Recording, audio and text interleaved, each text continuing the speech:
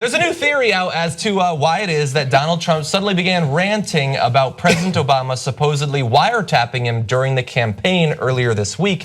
And it turns out it has to do with the way that he consumes media. So the AP reported, this is his general media consumption pattern, that on a typical day, he wakes up before 6 a.m. to start watching cable news. A short time later, he's given a stack of newspapers, as well as a pile of printed articles from other sources, including conservative online outlets like Breitbart News. Now, I'm gonna say in advance, I don't actually believe that he reads any of these papers, but for the purpose of this story, we're gonna pretend that he does. An aide apparently placed a Breitbart article about the wiretapping in his daily reading pile, according to a White House official. Now we don't know who it was. The president's clip files assembled by junior aides, though senior staffers occasionally slip in an article they want him to see. We know. I know, I don't find this to be surprising at all. Of course, he got it from Breitbart. But it is possible that like Steve Bannon specifically wanted to send him down this rabbit hole. He did. Yeah. Of course he did. Of course he did. That's exact. And you know, we broke the story on Old School, John. On Wednesday night. I mean, you guys are so late. This was the talk show host Mark Levin.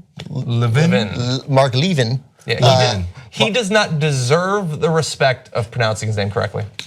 So he's been talking about it. It's been a big thing of his, yes. Right? They call it deep state, right? They have a little phrase for it, right? The deep state is doing all these things. Right. Yes. It's an established phrase that has come to mean more things recently. So that guy's been talking about it, and Breitbart then ran the article about it, and then it shows up on Trump's desk, and then 3 days later, the WikiLeaks thing shows up about CIA deep spying and hacking, right? Wiretapping and hacking. I have a very tough time, given that we know there's a connection between, Roger Stone at least says there's a connection that he has to WikiLeaks, which he would know what WikiLeaks is coming, and he brags on his Twitter page, longtime advisor to Donald Trump. He and Steve Bannon are cut from the same cloth. It's a white cloth that has a couple of holes around here. So they're cut from the same cloth, and then all of a sudden, a WikiLeaks break of legitimate stuff that people should be interested in reading, but nonetheless, it serves a point to me that says, hey, look, yeah, the CIA does all kinds of stuff. They can hack anybody. Maybe they hacked Trump. So I think there was. This strikes me as, I don't know if it was planned, but you don't have to be a crazy person like Alex Jones in this case to believe that sort of thing is why they got Trump to talk about this. So I want to talk about the 2 layers of stupid for Trump on this.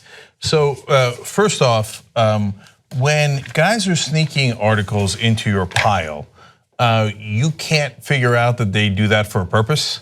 Like if you're got your normal reading list, I'm going to give him the benefit of the doubt.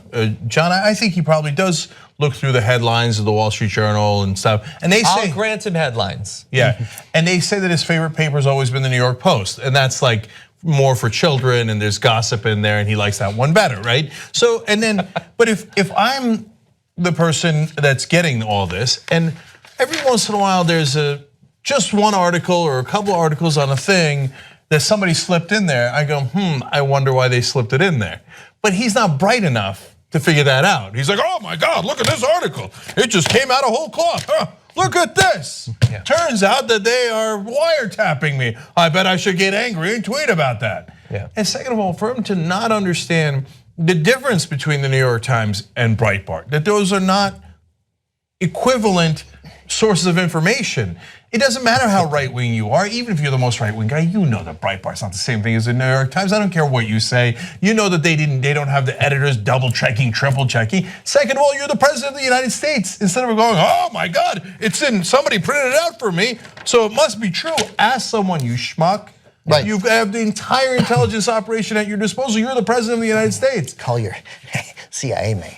Yeah, he is so dumb. It's so easy to manipulate him if you're on the inside. Steve Doocy can do it. We had this, actually probably couldn't. We had this conversation about, I don't know, 3 months ago, 6 months ago, that to me the most dangerous thing about Donald Trump, but go back to birtherism, right? And you forget, this guy made his political career out of a giant lie that the black president wasn't an American, right? Just racism at its purest point. So maybe, but what if he isn't a racist? Let's leave out the nonsense in 1987 about the Central Park Five, and then the doubling down on it in 2016 after they'd been completely exonerated, saying, they probably did anyway.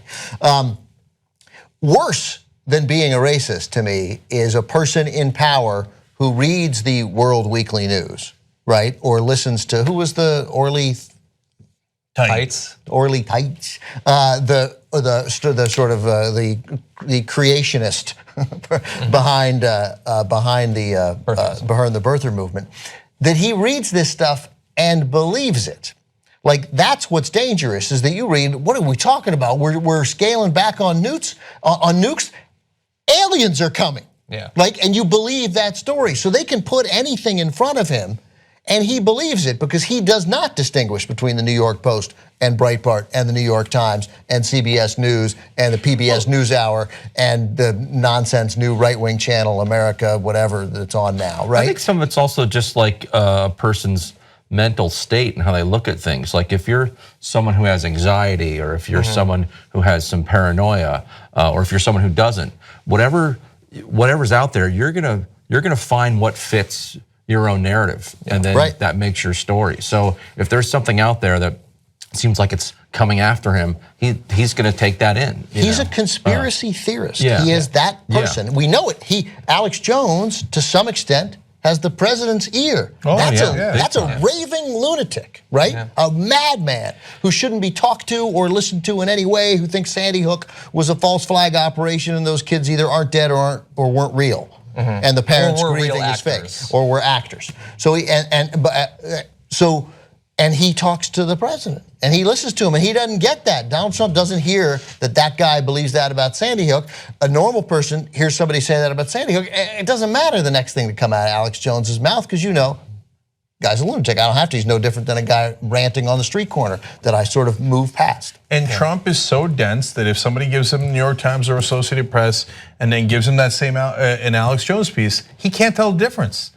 And so if somebody says, okay, here's a story about how important our foreign relations is, and then here's a story about how Sandy Hook was a false flag, he looks at him as the same thing. Yeah. And that I in would say that charge. he does it. I think that the one filter he has is he associates a certain source as good, a certain source as bad. If Fox News, if Fox and Friends says something, it is true.